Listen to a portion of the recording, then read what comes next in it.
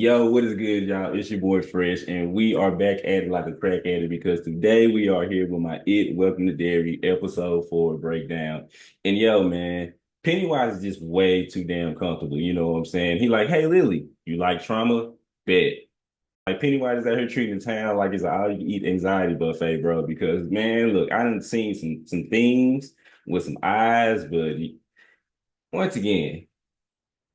You fucking gross, man. So the episode jumps off and we see the Loser Club riding their bikes to the police station to basically show Chief Bowers the pictures that they took at the cemetery from the end of the last episode. Man, when I tell you that Rich had me dying at the police station, dog, because basically, as you know, Chief Bowers and them were looking at the photos or whatever. And honestly, this basically went the way that I thought it was gonna go. You know, like they're looking at the pictures and he's asking the kids questions and like Rich is spilling the beans like it is no tomorrow. You know what I'm saying? I love how it was Ronnie and Will like cutting Rich off every time he starts to like say too much and just kind of like just be like, all right, bro, chill out. You know what I'm saying? And kind of like just give Chief Bowers enough information without telling them, you know what I'm saying, what was really going on. But it basically went the way I thought it was gonna go. You know what I'm saying? The pictures ended up being blank. I think one of them was like some pigeon shit, and the other one was just a statue. But so obviously, Chief Bowers didn't believe me, looking like at Lily like, Come on, son.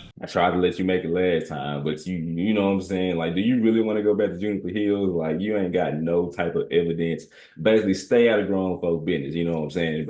And honestly, did we really think it was gonna go any other way? But this scene also reiterated how Pennywise has basically full control of reality in Derry, you know what I'm saying? Like how he causes the fog of confusion on adults and other people around town. So, and that's kind of like another reason why they kind of like just ignore a lot of fucked up shit that goes on in that town. This is also reminiscent of how in the book Bill had a photo album in George's room that had blood coming out of it and his parents couldn't see it. And then like, you know, when Alvin Marsh couldn't see the blood, you know what I'm saying, the bathroom in the movie. So yeah, man, once again, like I just love the little nods, you know what I'm saying, to the novels and the miniseries and the movies. We did see the squad back up at the school, you know what I'm saying, kind of discussing different theories about Pennywise and like why they couldn't capture him on screen. Ronnie compared him to Dracula. So keep in mind, since this is the 60s, I'm assuming they most likely talking about like the 38 version or something like that of Dracula. So eventually it was Will who ended up coming up with the best theory when he was basically like, look,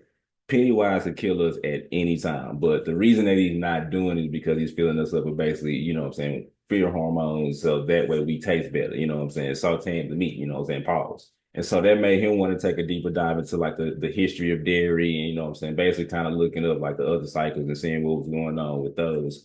I do like this because in the books it is actually Mike who was the historian instead of being like it is in the movie. So maybe this is their way of like kind of, you know, fixing that little change. So I do appreciate that. And that's what ended up prompting Lily to be like, hey, I know somebody who know about the history of dairy. Okay, I think we all basically got the same theory when it comes to Ingrid. You know what I'm saying? That this is basically Mrs. Kirsch, which is the old, naked, tall, disgusting lady that Beverly ended up meeting up with in It Chapter 2. She's also meant to be the real life daughter of Bob Gray, who was the original Pennywise, the dancing clown, whose identity that the entity basically ended up taking over. So you can also kind of see, and I could definitely just be reaching here, but you know, the red sweater could be like, you know, like reference to Pennywise. It's also interesting how she was just like, oh yeah, some kids went missing in the 30s. I mean, yeah, I remember that, but I mean, it was no big deal. You know, nobody thought nothing about it. I mean, I think that was also like around the time of like the Great Depression, something like that. So people went broke, you know, stock market crash. So I mean, look, all hell was breaking loose. So, you know, Pennywise was like, hey,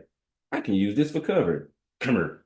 I did like the line when she told Lily that her father always told her with good friends at your side that anything is possible. And I do also think that that's a reference to, you know, like different versions of the Lulu's Club that we do see out, that we do see throughout, you know what I'm saying, the novel, the miniseries, this show, and the movies as well. So just showing you that, I mean, yeah, like y'all are definitely stronger together and you can might do anything.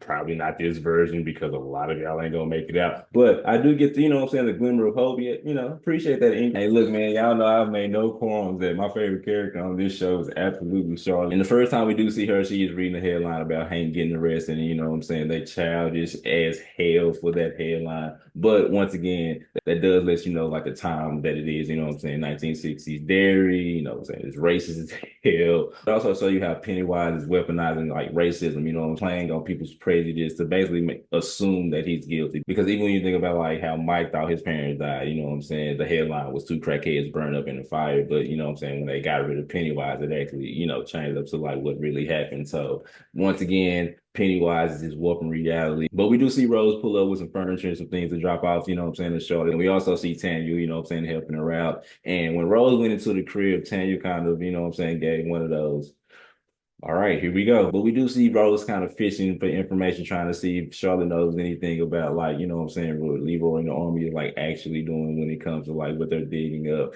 And she quickly realizes Charlotte don't know shit. I absolutely love the line that Charlotte told Rose when it came, you know what I'm saying, as far as like her knowing anything because her husband doesn't really tell her anything. She was like, look, he questions nothing, I questions everything. You know what I'm saying? And that really does tell you the dynamic of like, you know what I'm saying, their relationship. And you can definitely see it more and more, especially like with this episode for sure. Because you actually get to see how those two different mindsets, you know what I'm saying, have them button heads when it came to her wanting to get involved with the Hank Rogan situation. Hey, one time for whoever it is who ended up picking the music for this show, man, because we end up seeing Dick and the boys all up at the black spot cleaning it up. But it's kind of foreshadowing like how lit it's gonna end up becoming. They do end up getting it up and running. Some of the boys in the army ended up having like a little band, you know, they had a piano. Like I said, they ended up getting a grill and everything. So hey, it was lit. Like the whole town was popping and yeah, it got set on fire because of it. But Laura Raiden, aka General Shaw, did honor Halloran's request after what happened at the end of the last episode. He ended up giving Halloran and the crew, you know what I'm saying, like an old requisition spot like miles away out base.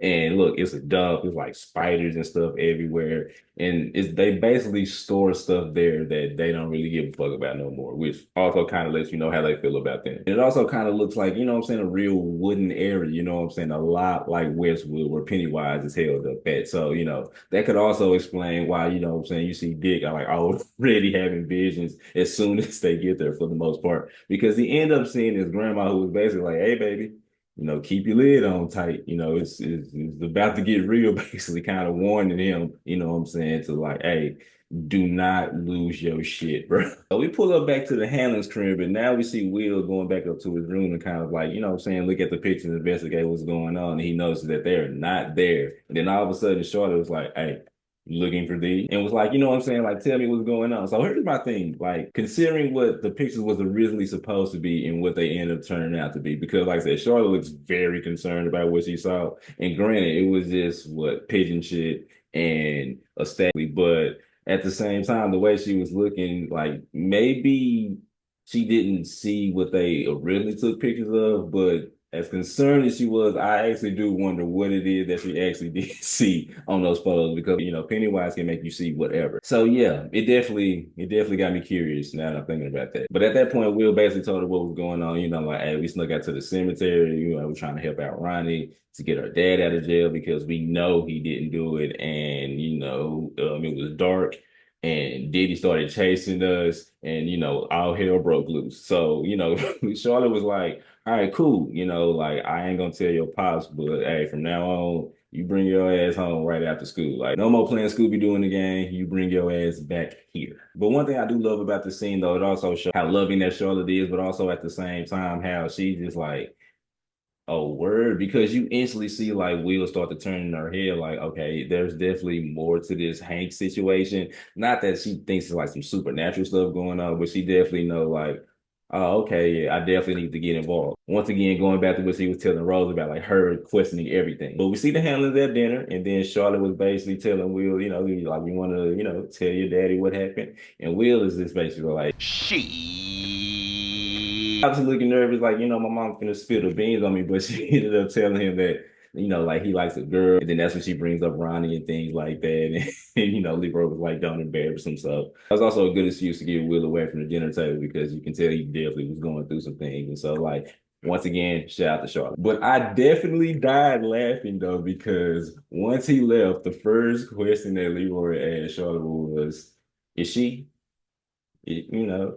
And look, if you know, you know what that means. Hey, yo, man. I mean, like a lot of things that goes on in the It universe, it was a nice, calm scene, you know what I'm saying? They're bonding, they're fishing. My boy Will almost catch a fish, you know, it was a good father-son moment. You know, he asked him about Ronnie. Damn, you know what's messed up? He probably is gonna make her girlfriend. She probably gonna die like a motherfucker. God damn. But Will's fishing line ended up breaking, and so Leroy was like, "All right, hold mine. I'm gonna end up going to the truck. I'm gonna get you another one. I'll be right back." And as we all know, Pennywise likes striking when you're alone because I mean it's easier, you know. Fam, we see a nice, beautiful koi fish swimming up to Will. You know what I'm saying? He's investigating as anybody would. And then the next thing you know, on some Jason Voorhees type shit, a hand snatches up Will and pulls him underwater. And bruh, it was the burnt up version of Leroy. And he so charredly and hoarsely pointed at Will and said, which is absolutely messed up considering how he is going to end up dying, you know what I'm saying, in the future. But I'm just like, bruh, Pennywise, respectfully, you are a hoe ass nigga for that. Because as we do learn in the episode that Will is most afraid of seeing his dad during his accident in the Korean War, you know what I'm saying? So that's why we do end up seeing the burnt version of him because that's what he thought he looked like. So Leroy end up coming, grab Will, pull up out the water, and Will is telling him what's going on. And like, obviously, Leroy is concerned. We know he doesn't experience fear, has worries and things like that. So, he just like, Will, you're not making sense. But he looked at his hands and his wrist and realized that it was scratched up, like he got like legit attacked. And then next thing you know, the red balloon starts. And yep, now you got my boy Leroy over here like, yeah, what the hell is going on? Hey man, I ain't gonna lie, this is probably one of my favorite episodes. I mean, because hey, we got a lot of Charlotte this episode because we do end up seeing her visiting Chief Barrows at the police precinct, you know what I'm saying, asking about Hank and has he seen his attorney? And there is a chance that you might have an innocent man in jail. And Chief Barrows is basically like, I ain't trying to hear that shit. Kids came up here with no type of description or anything like that. So, I mean, look, that man is in jail until further notice, basically. And also, we got to remember, too, that the town basically put a lot of pressure on Chief Barrett. Now, I'm no way, shape, or form excusing what he's doing, you know what I'm saying? But he's also under a lot of pressure, too, because remember back, I think it was episode 2, they pulled up on him in the bar and was like, hey, bro, like, this is Derry, man. Lock that up. But Charlotte was basically trying to see Hank to see if she can talk to him. T Barrett was like, nah, you can miss me without that. And go on now, get. So Charlotte ended up going and talking to Ronnie's grandmother and asking her, you know what I'm saying, do she think that he did? And obviously she was like, no. Like Hank wouldn't kill anybody, you know what I'm saying, especially kids. But I thought that he was in his room and he wasn't. So, I mean, it's really nothing that I can do right now. Easily probably one of my favorite scenes. Easily one of my favorite scenes when Charlotte ended up going back to the police station with a note from Hank's mom basically saying like, hey, I give her permission to talk to my son in jail. And obviously dipshit was like, you gotta wait for the chief to get back. I don't know what they're gonna be. Basically not trying to let Charlotte do what she's trying to do. Bruh.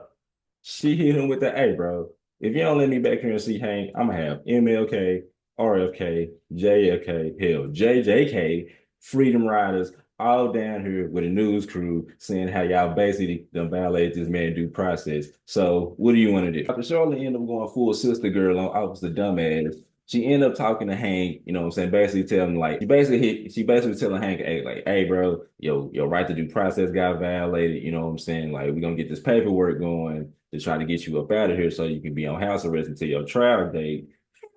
However, you are gonna have to go to Shawshank for a few days because it does take a minute for the paperwork to process. But you are eventually gonna have to tell me where the hell you was because you was not where you said you was. Now, obviously, Hank is like, I mean, I don't really want to do that. And it's just like, bruh, they are accusing you of murder. Not only murder, murdering little white kids. You know what I'm saying? You are a black man in the 60s. Come on, bro. Like there could be nothing that you could possibly have done that's way worse than this. He was out here smashing a married white woman. I beg your pardon?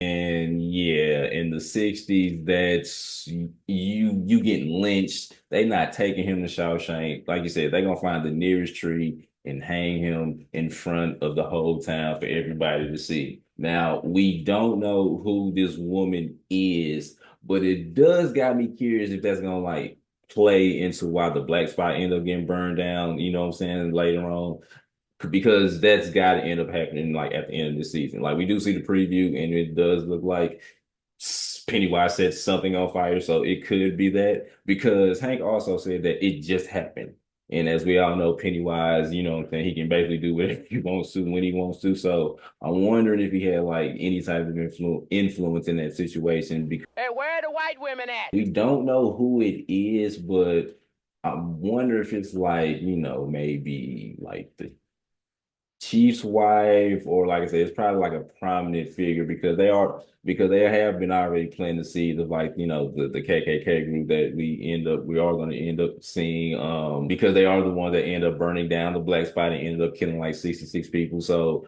I'm wondering if this is going to play into that, as far as like the version for the show. Because keep in mind too that Emmett Till was murdered like 7 years prior to like when this show took place. And we all know how big of an event that was. So that's also plays into Pennywise once again weaponizing the racism that's going on, you know what I'm saying, to use that to make this black man look guilty and things like that. Because once again, the way Hank said it just happened, it literally sounded like it just probably just came out of nowhere. And it's probably gonna be somebody that we wouldn't expect it to be. I mean, I know it wouldn't be funny if it's like Ingrid, but like who would care though? But it's just like, whatever. After the Dr. Umar disapproval scene, we back at the black spot and we see Dick and the boys cleaning up, saying, wow, you can't judge a book by its cover by Bo Diddley is playing in the background, which could be a play on how they judged the place before they actually started cleaning up, because we do see that it was Halloran that, you know what I'm saying, was like, nah, this place got potential, you know what I'm saying? We clean it up, we can make it look nice. And it also could also be once again a play on like,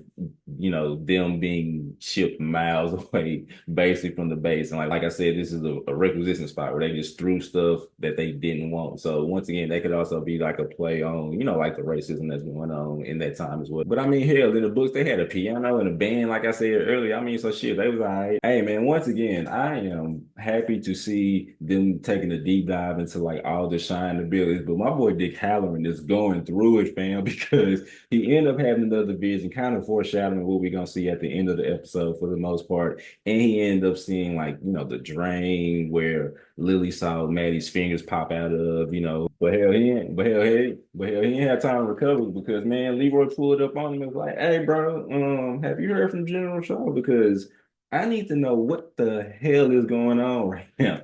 And obviously Halloran don't really want to tell him what's going on because he was like, hey bro, like on the cool, I don't really know what's going on fully, but it's probably your best bet to not get involved. And look, understandably so, Leroy was like, "Hey, bro, my son got attacked. He said it was a burnt version of me that pulled him in the water and tried to kill him. He looked like he got attacked by animals and shit." And so Dick was like, "Oh, damn, he good though, right?" But then basically reiterating like, "Look, bro, like I am sorry that happened to your son, but once again."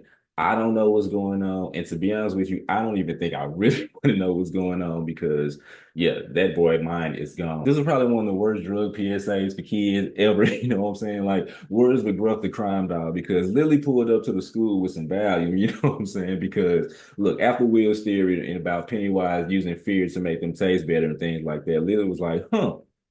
I got the perfect thing to make sure that we don't get scared. She just out here raw dogging Valiums, you know what I'm saying? She didn't wrap them up or nothing. She was just like, hey, y'all, look, I got drugs. They're my mother's little helper, you know what I'm saying? Anytime she started thinking about bills or me or, being divorced or just anything like that, like, yeah, she popped one of these, put them under her tongue, and it just club circ up in this bitch. All right, y'all, shit's about to get weird. So we see Marge and Lily having lunch together. We had a great episode 3 because we did not have to see Marge at all. But you know what I'm saying? To be honest with you, considering what happened, I am happy we got what we got. As they eat lunch together, but Marge is basically like, how you been? I haven't seen you since you came back from Juniper Hills, like I just want to catch up with you. And then, Lily is like, all right, cool, we can start over, things like that because I miss you too. And then Tim, who's like the school jock, ended up coming and talking to Lily basically and like on some, hey, you know what I'm saying? Like, I might like you type shit. Keep in mind, this is all a prank that the patty cakes are doing. They're using Marge to get Lily to talk to Tim so that way he can basically embarrass her in front of the whole school.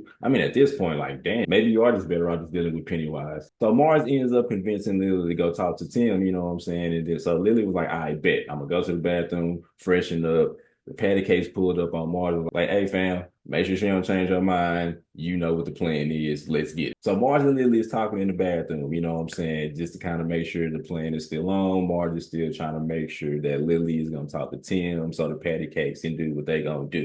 So as Lily is using the bathroom, you do see Marge kind of start to have a change of heart. And it looks like she's about to actually tell Lily the truth. And then all of a sudden, now look, I'm really going back and forth as far as I'm gonna show this or not because I done seen some eye stuff in my day when it comes to movies and life and just all types of things. This shit was white. I will save all the details, I will let y'all go look up all the details, but let's just say Marge's eyes got extremely large and she ended up poking one of them out. Oh my God.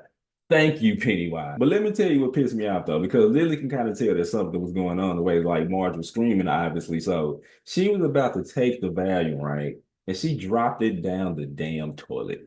Now, granted, not surprised, because we see that a lot. We see, Nightmare on Elm Street and things like that. But she started digging around in the toilet, and my thing was you still gonna eat that? But Lily finally ends up getting up out the bathroom style, dog, and she ends up seeing Marge, in shock class about to take out her other eye. And fam, when I tell you the worst possible timing, as she's holding, I think it was the knife that Marge was using in her hand.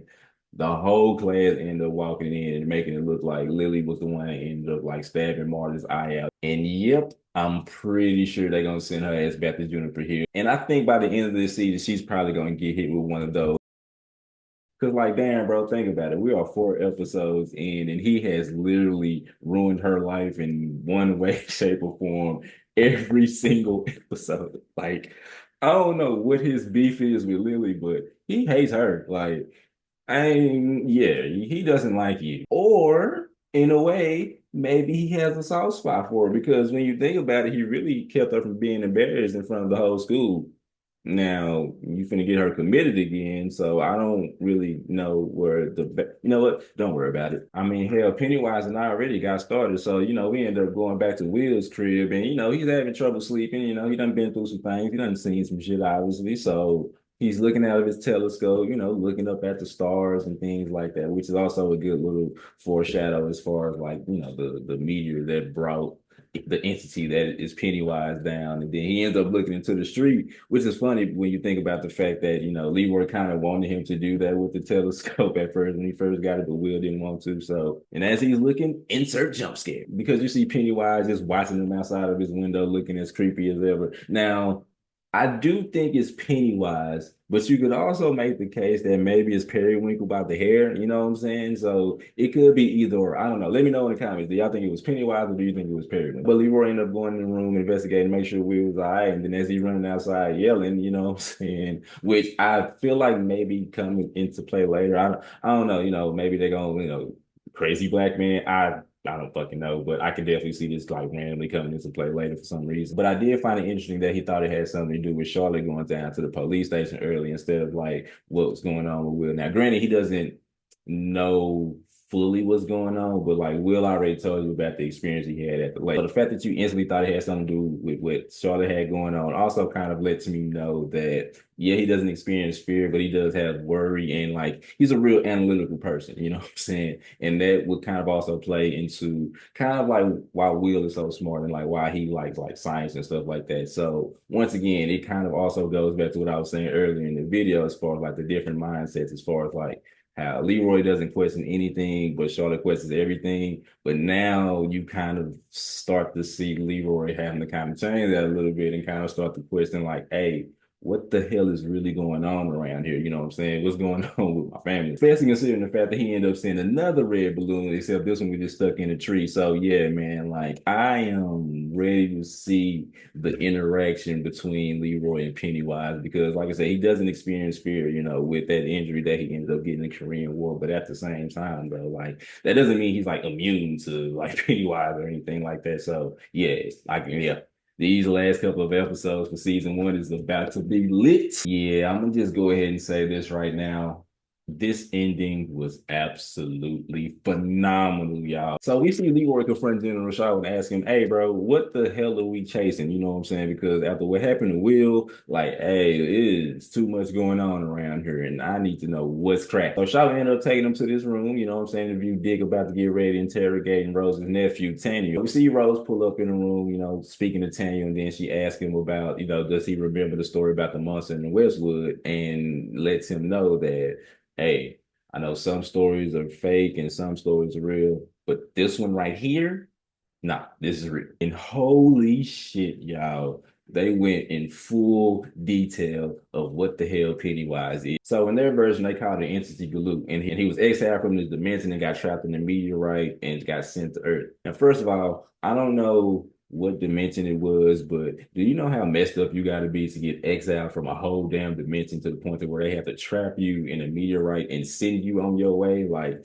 yeah, bro, that is wild when you think about it. They showed a meteorite crashing where Derry would end up being Pennywise's true form, which is the deadlights that we've seen in the miniseries and the movies. But Galoo was basically roaming around freely, you know what I'm saying, until the first human showed up. But for the most part, it was okay, like he hunted where he hunted at, and they stayed the hell away from it. So that way there was no mingling. But the tribe ended up coming up with the idea that hey, we'll take a piece of this shard from the meteorite, and so that way we can use this to help ward it off. And for the most part, they was pretty successful. You know what I'm saying? Like they kept him contained in the woods. They stayed the hell away, so that way he can hunt in his own little area, and everybody was chill for the most part. Fast forward to the 1700s, and surprise, surprise, here comes these dumbass settlers who they literally told them, hey, bro, do not go hunting in the woods. But they weren't trying to hear none of that. And they started hunting in the woods. And Pennywise was like, oh, shit, it's feeding time. But hell, after that, Pennywise grew strong enough to be able to hunt outside the woods. And that's when the majority of the tribe was like,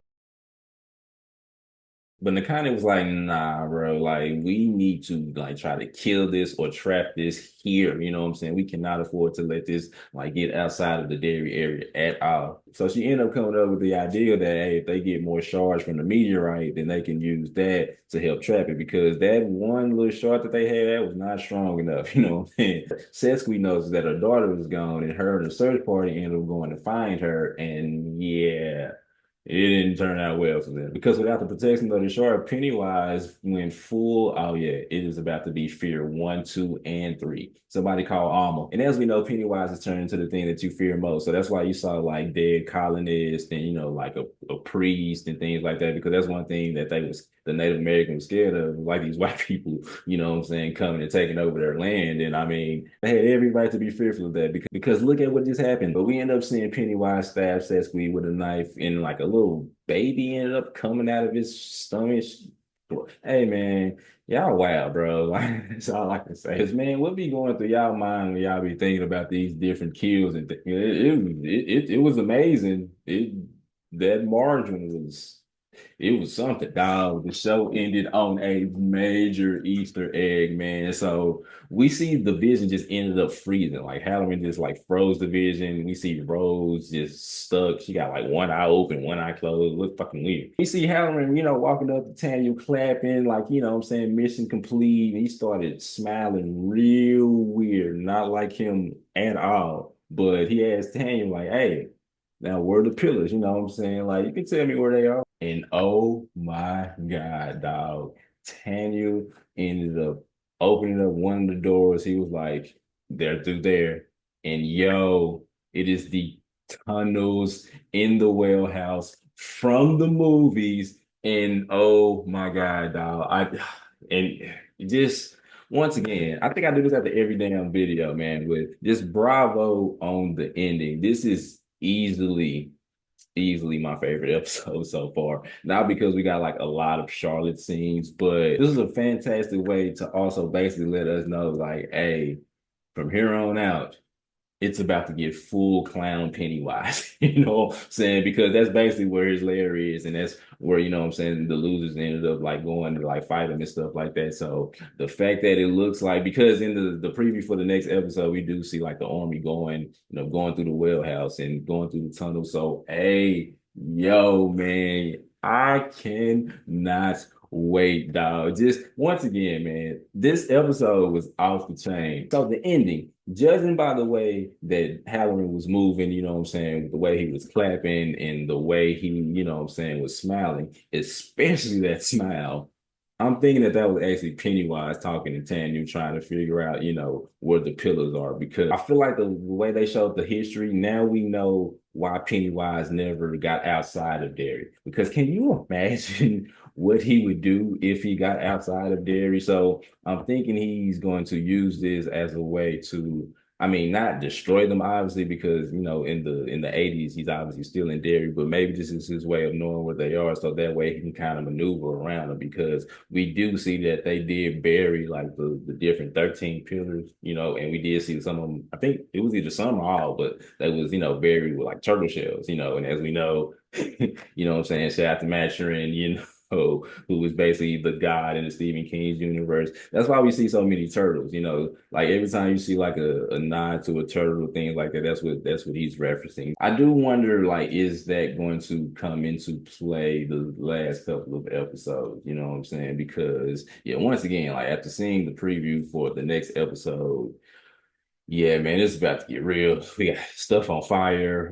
We got Charlotte involved with the kid. Yeah, it's about to get real. Man, no lie, after watching episode 4, I need a whole season about the indigenous people fighting Pennywise. Like, I'm pretty sure maybe we'll have a better chance of getting that maybe in the season 3, which take place in like the 1908 period. So maybe we'll see that more then. But yeah, like after seeing just the way they broke down the history of it, yeah, I need a whole season of that. I love how they're basically canonizing the fact that the reason that Pennywise can't leave is because he's trapped there. You know what I'm saying? But once again, man, can you imagine what would happen if he got outside of Derry? So yeah, man, bravo to y'all for, saying, coming up with that, because ain't nobody got time for that shit. I mean, to be honest, seeing it appear in different forms and not just in the Pennywise form throughout the show is something that I really love, because when we finally do get to see Pennywise as the dancing clown, you know what I'm saying, it's gonna be full on off moment, and it's gonna be like a lot of him for the rest of the season in that form. So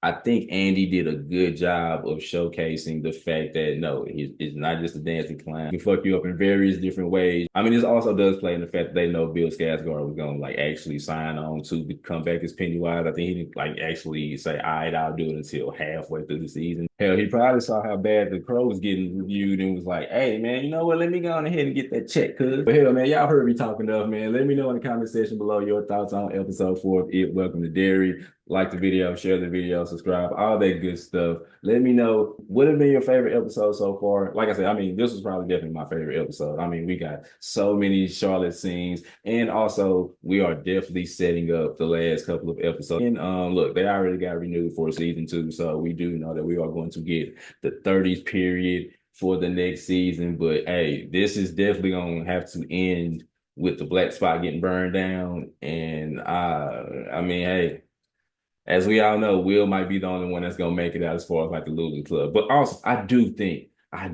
this season is gonna end with Lily getting lobotomized. I think, I hate to say it, but I think Rich and Ronnie's gonna die. Will is gonna live, obviously, and I think Lily is gonna get lobotomized. And to be honest with you, that's probably gonna be the best thing for her, because, like I said, 4 episodes, she's just been going through the ringer, fam. Man, like always, I appreciate y'all watching this video, and your boy is out. Peace.